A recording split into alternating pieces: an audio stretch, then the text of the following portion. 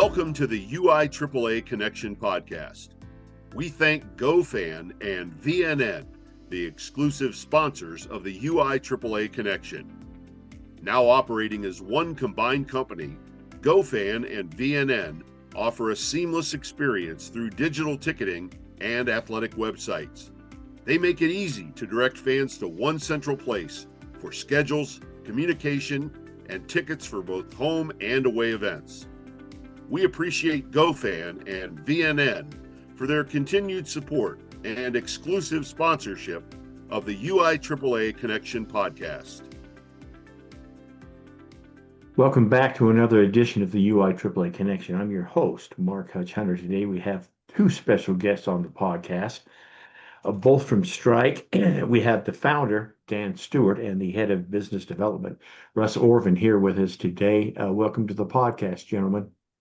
Thank you. Thank you. It's a pleasure. Okay, let's have, I'm going to ask this question and have both of you answer quickly, since we have two of you on the podcast. My first question always is where you grew up, where you went to college, your first job, etc. Dan, we'll start with you and then go to Russ. Absolutely. So I am through and through Utah, born up in Logan in Cache Valley area. And then when I was 6, my family moved us to Farmington, and I lived all my high school years there. Even when I got married, grew the first part of my family there. And since then, I've moved down to St. George, and I live here now. So I've kind of gone from the north all the way to the south. And went to University of Utah for my graduate, and then undergrad at Utah State University back up to Logan. So it's really fun for me to get back up into Cache Valley, where I was born, have a lot of family there, and just a beautiful place that I love. Perfect. Russ? I was born in good old American Fork and raised in Arizona. My parents got out of town, bought a business down there, and I grew up in Arizona and enjoyed high school sports, wrestling, baseball, basketball, until I became too short. How does that happen? Yeah, exactly. Everybody else grows past you. But I stuck with wrestling. And then we came back. I went to BYU, and we've been here for many, many years. Where in Arizona did you live? We lived in northern Arizona for half of my young life in Winslow. The Eagles sing about it, of course. Standing on the corner in Winslow, Arizona. I'm laughing because there's a sign right outside my door, because my wife and I were there 2 years ago, and it's right above the entry to my study here. And so, sorry to interrupt. Oh, that's amazing. That's my old stomping grounds as a young man, and then high school was in Mesa, Arizona, and then up to BYU to give the wrestling team a try, and it gave me enough courage to get things like this on my face as an old man. You should see Perfect. the other. Let me ask you this question, because I've got so many questions to ask you both. The question is, give me a couple of mentors or great leaders in your life that made a difference. We'll reverse it. We'll go with Russ first, and then we'll go with Dan. Well, one of my most recent mentors would be two people, Frederick and Elizabeth Crook. And I met them in China. And let's just say they were serving and donating their time, and had been for many years, trying to roam around China and doing good to help the poor and the needy. So they became significant mentors of mine. Perfect. Dan? It sounds cliche, but my greatest mentor in my entire life, and even still today, is my own father, my dad. And he has been my greatest cheerleader through every phase of my life. Honestly, both he and my mom, but not just because he's my dad specifically. I've done a lot of business and work with him. And so he's coached me and taught me and helped me understand that people are more important than money, or more important than things. And then in business principles of kind of like there's good sound ways to go about doing things that are profitable or whatever, but he's helped me navigate like the right way to do it, meaning a people first type mentality. So I just have to attribute so much of who I am to him. That is a great thing. Let me ask you this, and then we'll get to the crux of our meeting here today. I always ask this of our ADs, and so I'm interested in a couple of businessmen like yourself. I always ask, what is your biggest failure or disappointment in life, and what did you learn from it? So we'll go from Dan and then to Russ. Oh, you know, I I'll say one of my biggest mistakes in life is actually when I was in college. Wasn't even a business mistake. And again, it goes back to people. But I had this mentality in college of how quick can I get in, get it done, and get out. And I did the learning along the way, and I enjoyed my university experience, but I did not connect with people. Like if you'd have a group project where they, get you together and you had to work on a project together, I just didn't care to connect or get to know those folks. And now that I'm older, I have, people like, oh, this was my college friend, or, maybe they're doing business together, or maybe they're just friends or kept the relationships. And I didn't understand the importance of that during my university career. And if I could go back, I think that would have still those relationships that I could have had in my university time, I think would still enhance or enrich my life today. And I just don't have that. And it's all my fault. I'm preaching that to my kids right now. Yeah. They're that exact age, because Huh. it's so important to build those relationships. All right, Russ. Well, being an ambitious young man and wrestling and having great coaches that taught me great discipline, sometimes I became a little too focused, if that's possible. And starting out in the business world, I was focused on chasing the money, making as much as I could. And I realized along the way, the more money you make, it doesn't change how happy you are. And it's the more you serve, the more you give back. We've served a couple of missions where you don't get paid anything financially, just in blessings. And money is important, but I bet your athletic directors are not doing what they're doing for the money. And That's for sure. they have become our heroes. Dan and I have talked about this. And so service to all is really the goal. And the money helps support that. You've got to have it. And so I learned from that mistake of staying too focused, chasing the money with 7 children. Got to support them. It's expensive, blah, blah, blah. It's focus on service first. And then you've got to get the money to support that service. That's for sure. That is well said. Thank you both for sharing that. So let me get right to this question, kind of out of order. Obviously, the reason I've got you on the podcast today is Strike Visual, your company.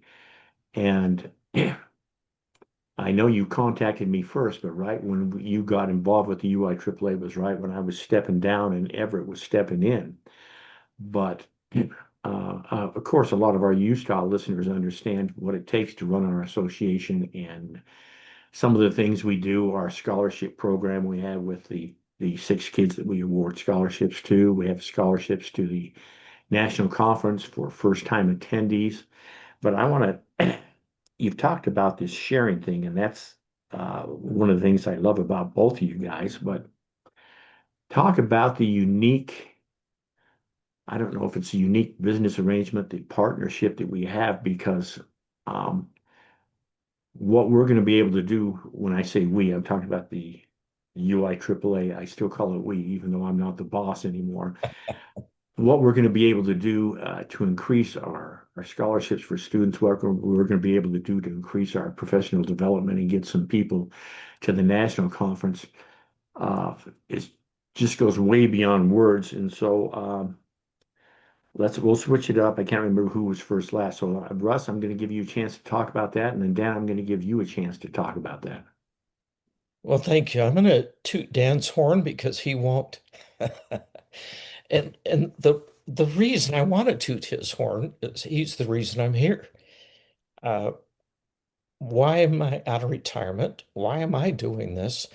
It's because of what he has approved in things like this. And this is the first, I hope, of several others. So with UIAAA, after you directed me to Everett, we brainstormed and said, we don't want to just be another vendor. What issues are you wrestling with? And he wanted to know about our products. So I said, okay, we've got the best products. How do we know? Check, we check that box. The highest quality, check, we check that box. These are important, but that's not the why. What else? We give a lifetime warranty. So when we say we have the best products and we help elevate events, school spirit, elevate the look and the professional touch and feel, we mean it that they're great products because if they break, we stand behind them, lifetime warranty. Having said all of that, the most important part is what we're doing that we were told we're the only ones that have done this. We are giving back 5% of every purchase from every high school in Utah to UIAAA/scholarship fund for students and staff. Why? Because it's you guys, as I said earlier, that are our heroes. That's why I'm here. It's a way to keep giving back and support you. Yeah, we're going to make some money. We need to do that to grow our company and support our employees that Dan's got, a great team of people. But as I said earlier, chasing the money, it's no longer, it's not Dan's goal. It's not my goal. It's critically important to support all of our employees. The goal is to support people like you, like all the athletic directors. And we're sincere about that. And we put the donation that Dan approved, and without his approval, it wouldn't have happened. Literally donating 5% back right off the top, not after taxes and shipping it, or just 5% back. And you guys decide how you're going to use it, who gets those scholarships. And I know Dan mentioned something at the UIAAA conference. Right now you did 6 scholarships, give or take, maybe 12 grand. And we're hoping to 10 times that at a minimum. And just with this 5% giving. This year, by 10 times it. Yes. Yeah. And Dan, also, let me stop there. Yeah, I didn't mean to interrupt you, but like just this year, we wanted 10 times what was done last year, right? Yeah. And probably what I want to share is, we love the give back behind this, and we always try to find that in type of partnership. And sometimes it's not that easy, but this one is so clear and works, I think, for both organizations so well. And even though we wanted 10 times that this year, we actually are hoping we have a 3-year goal, and we ran some numbers, and this is very feasible. Like we've been selling to high schools in Utah for years, to sporting programs and other parts of the high administration, different parts of the high school, but also all over the country. We're selling to high schools all over the country, and it's been great, but we haven't ever had a relationship or a give back. And so we ran some numbers just based on what we've done and what we feel like we can do, but now with the backing of UIAAA, and Russ and I have a goal that in 3 years, that scholarship amount will be $500,000 going back to Utah students. I have 2 kids right now in high school. I've had 4 others go through our public education of our high schools here in Utah. This is us. Like we're a part of this, right? I honestly hope some of that scholarship money goes to one of my kids. I don't know that it will, right? But what I'm saying is we're a part of this just as much as all of us here in the state of Utah. And so we love this partnership because it's real, it's tangible, and these kids that receive the scholarship, again, under the direction of UIAAA, but the kids that receive these scholarships at hopefully a much more significant level because of this program will have real tangible benefit as they move into their university years.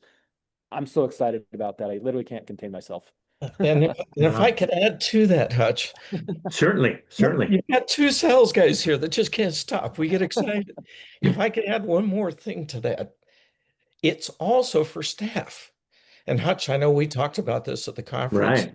but because there's staff that's never been to the NIAAA, and they haven't been able to drink that Kool-Aid and build that network, and you know what's there, and get the help that will elevate them to even be a bigger hero. Really, that's the goal. Help them sharpen their tools, become bigger, better heroes. And it's not just for the kids, it's parents. It's also the community. Yeah, thank you for saying that. And let me add this story, and I hope this people don't see this as self-serving, but I'll take you back almost 30 years to 1997. back then we didn't have an executive director of the UIAAA. I was the president, and I had some ideas about what we should do, but we had no. I tell this story, and so some of the listeners will find it. When I took over as the president, the secretary basically gave me three, the carbons of your checks. So you wrote the check and you have the carbon underneath it. They said, here you go. I think we have about $250 in the bank. And of course, I had ideas about what I wanted to accomplish, move it to a 2-day conference, 3-day conference, move it to St. George, a bunch of stuff. But I myself had never been to the national conference. And I went and beat the bushes and got 2 businesses to sponsor to cover my expenses, and then had to get permission from my principal in my district to go. They allowed me to go. I bring this up only because I like to think that my experience in 97 made a difference, because I remember patterning the UIAAA conference exactly after the national conference. Same type of program, same colors. I can remember having a past presidents meeting, and we'd never had one before. And I had 3 or 4 past presidents show up, and they said, "Okay, what do we do?" And I said, I have no idea, but the NIAAA has a past presidents meeting, and so we're going to have a past presidents meeting, and that's where that all began. And so when you talk about staff in the past, it started with 1, I think, AD, and then we moved to 2, and I think since I've left, I think Everett's moved it to 3 a year, that we've covered expenses for people that have not been able to go to the national conference, and that makes a huge difference. And then when you talk about the students, which is the big part of this that I get excited about, because we've got our golf tournament, we've got our fundraisers, we've done this and that because we pay, as everyone knows, 12,000 a year, 2,000 each to 6 students, and then move our kids onto the section meeting. We've had 3 national winners in the past. That's a big deal to us. Yeah. But I know I've spoken to Everett. We're excited about expanding our current scholarship program, and then maybe taking it to a place where it hasn't been. How do I say this properly? Because obviously we get the top end students that get scholarships, but some of those kids get some other scholarships, which is understandable. But we're in early discussions about, what about the kid that's got like a 2.1? What about the kid that comes from a family that's English is maybe a second language? What about the kid that comes from a family who's never had parents, aunts and uncles, brothers or sisters go to college? And we're hoping to expand our program to include, I don't want to say bottom end kids because they're not bottom end kids, but other kids in this program, because those kids that we give it to, they deserve it and they've worked hard, but these other kids may not get a chance to attend a school at all. And so I appreciate so much you talking about this. And yeah, I just see it as such a positive thing for our listeners in Utah. Think about the graphics that we had from your company down there at the golf tournament, at the opening to the right next to where we had the lunch on Thursday, and then Friday, all that type of stuff. I just think, I mean, I'm an old school guy. I remember having my old banners 2x3 and would hang them and put them in front of the but my goodness, that stuff that we've been able to get from you guys has made us look like we're millionaires. So I can't thank you enough. I'll allow you a couple of comments to follow up if you wish. Russ first, and then Dan. Well, that's a key goal of the company, is to make people look good and make your events easy. Not a complicated thing. It takes forever to set up and they're heavy. We've got lightweight magnesium that's 30% light. We've got all these benefits, but you tie that to the kids you're talking about.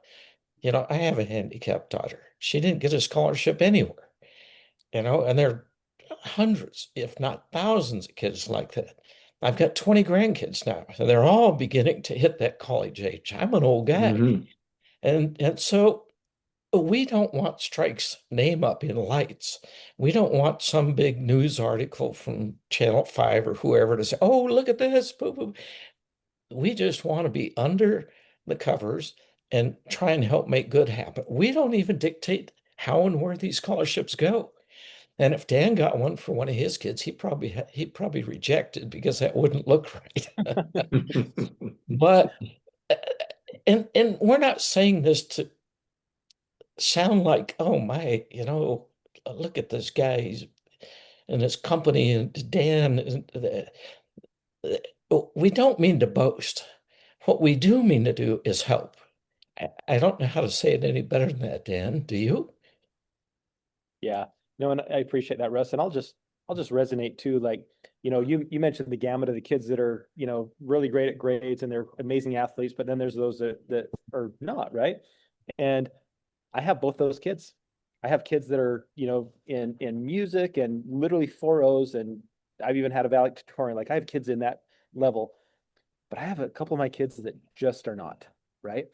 And a lot of those kids in Utah in that situation are very limited on what they can do when it comes to post high school education because of financial means or whatever reason. So if we can just create an assist in any way to help them, that to me is really exciting. So I'm glad that's part of it, because scholarships always seems like always are focused on that excelling in whatever, whether it's grades or whatever format that is. And Some of the others need help. So I that resonates so wonderfully. And we didn't dictate with Everett that this has to go to college scholarships. It could be a vocational school. It could be it could be beauty school. You guys determine. We just want to help give you through your own purchases a vehicle back to grow that fund.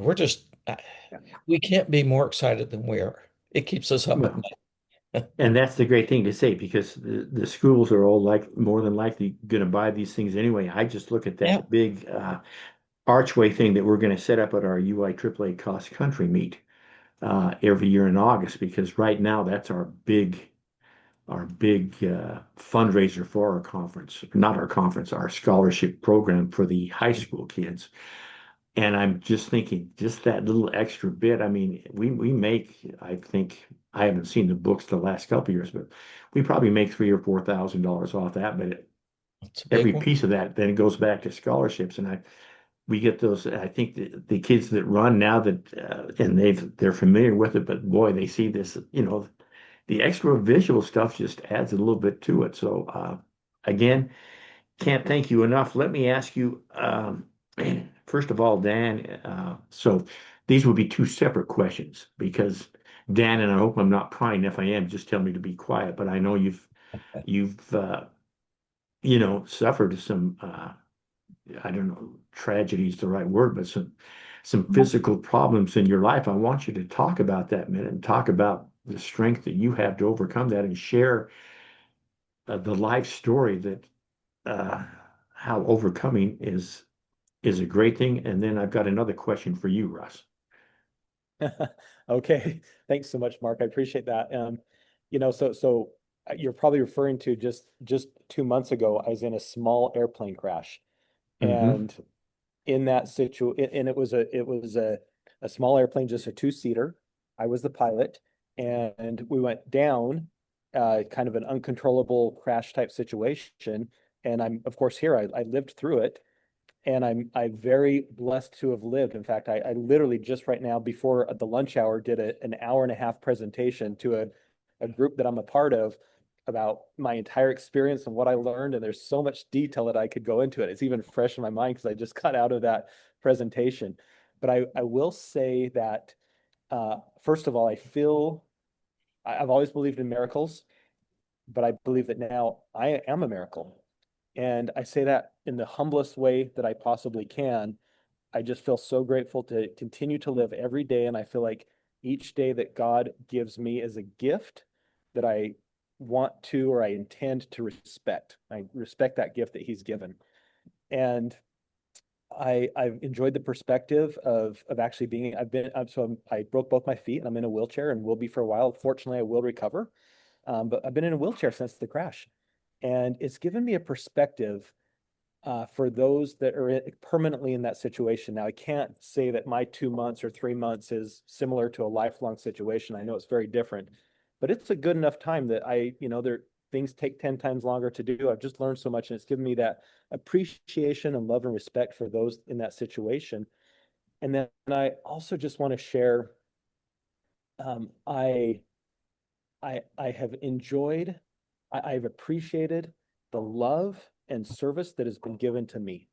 And it just is a reminder of the goodness of people. We're all so busy doing our things, but I've had people slow down and take time out of their days, people that I know are busier than I am, and just come and spend time with me or come do something for me, even just take me to lunch. What a blessing it's been to enjoy the goodness of humanity because of this incident that I had that puts me in a, somewhat of a trial or a difficult situation. Thank you so much for sharing that, because that I can't even imagine the thoughts that went through your mind as you realized, yeah, I've done plenty of these flights. This one's not going to make it. I'm going to crash. I mean, that's to have you survive and to talk about it is incredible. So thank you so much for sharing that. So my question is a little bit different for you, Russ. All right. And I know through your missionary service, and we talked about this when we were in St. George here a month ago. But you have lived in two places that I'm not even sure I would like to visit. That would be China and the Middle East. And so I want you to just share with our audience what it's like to be in those places, and maybe a couple of stories from each place, because I don't know if I'm talking out of turn, but I think the average the average AD that listens to this podcast is probably not thinking, well, I'm going to spend my vacation in the Middle East. They may go to China, but I'm pretty sure they're not going to the Middle East. So I'm going to turn it over to you. Well, a lot of people, when they get old in various religions, decide, let's give back a little bit here and there. We've been given so much. And we made that decision long ago. We did not choose to go to China. It was not on our list. We did not choose to go to the Middle East, but we did choose to go. And we said, we'll go anywhere. And after we said that and we got our first assignment, we thought, uh, maybe we shouldn't have said anywhere, because a lot of old couples can choose, hey, send me to Florida, Nauvoo, Bahamas, I don't know, Hawaii. Absolutely. And we just said, send us where you feel like you ought to send us. And we didn't even ask to go. We were asked to go. Let's put it that way. And we said yes. And when we were called to go to China, it was so shocking that in the first call on the phone, they said, when we drop you in China, it's like, what? What did you say? When you drop us in China? I was thinking Mission Impossible Born Identity. Is this like a Halo drop? What? But it happened so fast. My mind just thought that very stupid thought. You'll become invisible to our organization. It's like, what? Drop you doesn't sound so bad, but invisible sounds terrible. What does that mean? And so very few get asked to go where we were asked to go and do what we were asked to do. And we're just Russ and Cindy. On our best day, we wouldn't even be your average athletic director, Hutch. We're below the average bar, and yet here we were called to go do these things, and it was so humbling. It is the word that comes to mind. It's like we are not qualified for this, and we literally got on our knees, regardless of what religion you believe or not at all, and we begged for help. This is beyond our pay grade. I mean, and after a year and a half in China, working with the Communist Party, which I hated. Hate's a bad word, but they blew up my brother-in-law in Vietnam, and I had personal feelings there. And so it was the last place I wanted to go. But I tell you, when Dan talks about a miracle occurred where my old, hard, rock solid granite heart was melted and changed. And we were asked in China to never discuss religion. We said, we got that. We want to be alive. We don't want to be in a black hole somewhere. But go about working with the Communist Party to help the poor and the needy, as many as you can. And we'll give you however much money is needed to do that. And we did 34 projects all over China that touched over 200,000 people's lives. Just being an average person. I mean, it's, and then 10 years later, we got a telephone call. After a personal experience my wife and I had, we knew something was coming by way of feeling, a gut feel, if that makes sense. And 2 days after that gut feel, at 8:30 Monday morning, we had a phone call. Since you survived the Middle East, it's like, who is this? We think you'll survive. I mean, excuse me, since you survived China, we think you'll survive the Middle East. And it was like, what? Who is this? And they told us, and they asked if we would be willing to go. And we said yes. And they were here in St. George the next day describing what they wanted us to do. Carve out your own assignment. So if China wasn't intimidating enough, it's like carve out your own assignment in the Middle East. I mean, first of all, I didn't like Muslims anymore after 9/11. So I had to humble myself and get on my knees and ask for forgiveness. We should love everybody. We know that. But sometimes pride actions get in the way. To make a long story short, we served for 12 months there. The war broke out while we were there. We got home a couple years ago. This was the first problem when Hamas went in and massacred 1,200 Jews. We were right in the middle with government meetings in Qatar, where they're headquartered. And things got very, very tense very fast. And what did we do there? Many things that are probably not right in this forum to discuss. Let's just say we did things that the church that sent us there said we would never do. And we called the church at their direction every 2 weeks to tell them what thoughts were coming into our brains, in our hearts. And then they either said, oh no, don't do that, or go do that. So to make a long story short there, my heart was melted again. And I learned to love those people. I learned to love the communist Chinese people. I learned to love the Muslims. They're just people, you know. The athletic directors that have parents screaming at them and they want to go punch them in the face, you know. I get that, you know, and but you guys have all had to learn how to do that probably much sooner than I did. If I would have been an athletic director, I probably would have loved everybody. Anyway, enough said. I, I'm just so grateful to have been given those experiences. It blends right in with what we're trying to do here. You don't have to go to China. You don't have to go to the Middle East. You could just serve your neighbor. I mean, like Dan said, people take them to lunch occasionally. They just care about people the way you guys do as athletic directors and coaches. That's all we're trying to do.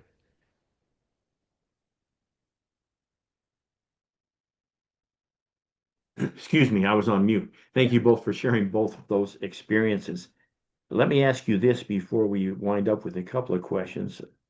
As I shouldn't refer to you as outsiders, but as someone not from our profession, how do you view the job of today's high school athletic director from your perspective? Because your perspective, obviously, because you work in that high school market, might be a little different. But I'm interested in how both of you see our role, and of course, you got to know a little bit more of that, and quite a few more ideas when we were in St. George. So we'll go Russ first, and then Dan. I'm going to give a short answer there, remember when I said, when you asked me what mistake I'd made, my biggest failure? It- Remember, it's not about the money and it's not about the busy work because you athletic directors, you have so much on your plate between budgets and scheduling games and following rules and laws. And uh, I mean, I'd have to take a bottle of aspirin if I were you. You know, you just have a mountain load of headaches. But in all of that, I and I've studied and I've read and I've learned a lot about your positions and what you do. I would beg you and encourage you, and you probably do it every day because you're good at it. Don't forget the one, right? I mean, it's that's what it's about. The programs, you got to run them. You've got to administer them. You got to go get money. You got to, all these got to do things. Don't forget the one because they're kids and parents who need you. And there's this whole mental sickness that is upon us now that it's never been this rampant. We are in difficult, troubling times. And Dan and I are talking with Everett and the NIAAA about that, the mental wellness. And part of what we're going to put together, we're not going to talk about right now, but it's to expand what we're doing with scholarships to also help in that area. We just see a big need, and you guys may not have enough tools to deal with these kids facing these newer issues today. So don't lose track of the one in all the things that are demanded of you. That's what I would say. It, yeah, and my answer was what came to my mind when you asked the question, Hutch, was literally identical to Russ's answer. Is you want 1,000 different directions, a lot of your teaching classes as well, managing budgets so much. And Russ used the term, don't forget about the one. I totally agree. Kind of what came to my mind, but it's this really saying the same thing is don't forget why you got into this space anyway, right? Like it's for the kids. It's to be there. I have a son who wants to be a school teacher when he grows up. I have a daughter-in-law who's currently going that route as well. And she's even like literally since we've been on this podcast, I saw a text from her where she's messaging our family. She says, I just got out of class with, because she's a substitute, she goes to different classes. She's like, I just got out of class with the two hardest kids I've ever had to teach. Right. Mm. and I'm just like, I know it's challenging, but you got into it because of your heart. My son wants to go into education because that's where his heart is. And so as you're managing all these multitude of responsibilities you have, remember why you're there and your heart brought you there, and just don't lose that. That is well said. So this is the part of the program where I usually finish up and I ask, usually it's just a single guest. And so I'm going to ask both of you. So rather than having two suggestions, we're going to have four. The question is always, um, what two suggestions do you have for a brand new athletic administrator? And they would have to follow your suggestions in order to become a success. And of course, this is a little bit different now because you're a little bit outside of the profession, if you will. But I'm going to ask you, it's got to be something different than don't forget the one and don't forget your why, because we just talked about those. So let's do this. Let's just take one from each of you, uh, because I'm going to take both of those suggestions and highlight them when I put this podcast up online. But you each gave me one, so let's have you now give me another one. Dan, you start. Give me a suggestion in addition to the one with the why, and then Russ, you give me another one. Okay. So then the question specifically is like a brand new athletic director, right? Like what would be Right. a thought towards someone like that? Yeah. Yeah, for Exactly. sure. For sure. I, you know, I'm very unqualified and not educated to answer such a question, but I'm a parent of a lot of kids that have, been in sporting programs and other, musical and, kids that have done a lot of different things. And I've seen coaches and teachers literally dedicate their lives to their profession.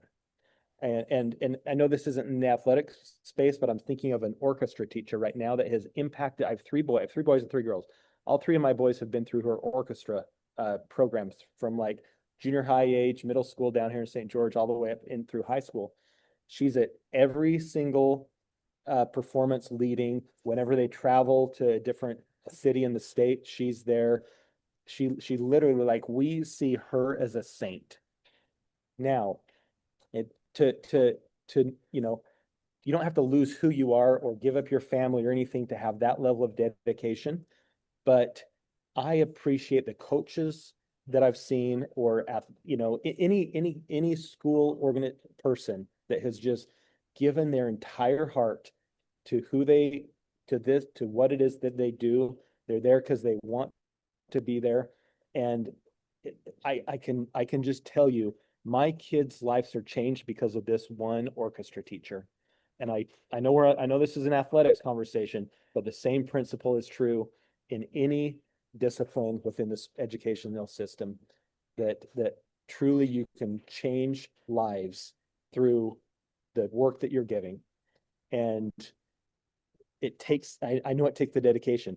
On the converse side, I've seen teachers where I can tell they don't really want to be there, and it's just, like, they're doing their job and I'm glad someone's there, but those that dedicate, it shows. They shine, and kids' lives are changed. That is a great answer. Thank you for sharing that. Russ, go ahead. Well, thank you, Dan, and thank you, Hutch. And Hutch, you're an old man. Is that allowed to say? Yes. Yes. At our age, we can say that. You younger Yeah. women and men who are 80s, you can't say that. I can say it. Why? That's a good thing. You earned those wrinkles. I don't see many wrinkles. You earned some of that light hair, and you earned it the hard way. And I would say to the young athletic directors, coaches, hitch your wagon to the best example you can find. Look around, you'll see them. You'll see who the kids love, who the kids look up to, who other coaches go to when they have trouble, and some parent is screaming at them, "Hey, how did hitch your wagon to some of these good people." And they're going to have flaws. They might use some colorful language occasionally out on the court or in a game, but everybody's got flaws, but hitch your wagon to them and then pay attention to what they tell you by their example. And then pay attention to your gut feel. And you'll figure your way through the minefields as you grow in experience as an athletic director. That's what I would say. Find the gray hairs, hitch your wagon to them, and then pay attention to your gut, because you're going to have some great ideas being a new person also. Don't discount that. Thank you for sharing that. That leads us up to the final question. So it's going to be the final two questions now. So I'll ask it first of Russ, and then I'll ask it the same question again to Dan. And it's just a simple question, which I borrowed from other interviewers. At least you think I came up with this on my own. Russ, what question should I have asked you that I failed to ask you? I hear that question in the Diary of the CEO when I watch that podcast. It's a pretty good one. And I think you've done a great job. What question should have you asked? Dan, you're going to have to help me out here. I'm Why don't I go first? Because something did come to Okay, my Dan, mind. go ahead. Yeah. And then Russ, of course, I'd love to hear your thought. But a question that I'd love to hear from people is, what drives you? Another way to say that is, why do you get up in the morning? And especially people that are driven, right? Like, you see them, they're go-getters, they're making a difference in the world. And especially for athletic directors, they're the ones making waves, right? They're the examples to their peers. So what is their why? What do they wake up in the morning? What drives them? What is fueling their passion? I love to hear the answer to that question from a lot of different people. It motivates me and empowers me and gives me those nuggets that I can grab and try to increase my drive and who I am. That's fascinating, because I look at you, both of you, as successful businessmen, and you're right. The ADs that stay in the profession, because we have a little bit of burnout, are the ones that have the drive. And Yeah. I can't speak for all ADs, but a lot of that drive centers around what both of you talked about earlier. talked about people and about kids and being with the kids and seeing the success. So thanks for asking that. So the last question then goes to you, Russ. What question should I have asked you that I failed to ask? The question you should have asked me is, Russ, would you like us to plug in a bunch of athletic directors into a brainstorming session like you had with Everett to see what other things we could do as a vendor? There's limited things we could do, products, etc. Not to make more money, but what else could we do? We discussed with you and Everett and one of the gentlemen from the NIAAA in our meeting Mm-hmm. some things and said, let's brainstorm. I would love to have brainstorming ideas, and we would love other vendors to follow what we're trying to do with these scholarship funds. We would love them to bypass our donation because you spend a lot more money with a lot of these vendors than us. And if somehow this could spark them and the other ADs or you or Everett or other leaders, could ask us as vendors, hey, will you sit in a brainstorming session with us? And then I guess that's a question you could have asked me is, would you like to get together with a bunch of ADs in a brainstorming session to see what else you could do? I'm not sure what else we could do, but they may have some ideas we haven't thought of yet. It's Well, here's it's our a pinpoint. yeah, it's a question that I'll be posing to Everett as soon as we get off this podcast. We'll have this discussion actually before this podcast airs in a couple of weeks. But on that note, that wraps up this edition of the UIAAA Connection. Again, our special guests, plural today, have been Dan Stewart, the founder of Strike, and Russ Orvin, the head of business development for Strike. I can't thank you both enough for being on the podcast. The future looks so bright with our scholarship program and some of the other things we've talked about. I can't thank you enough. So I'll just say thank you for being on the podcast. It's an honor and a pleasure. Thank you so much. It's been wonderful. All right. For our listeners, we hope you tune in again next week for another edition of the UIAAA Connection.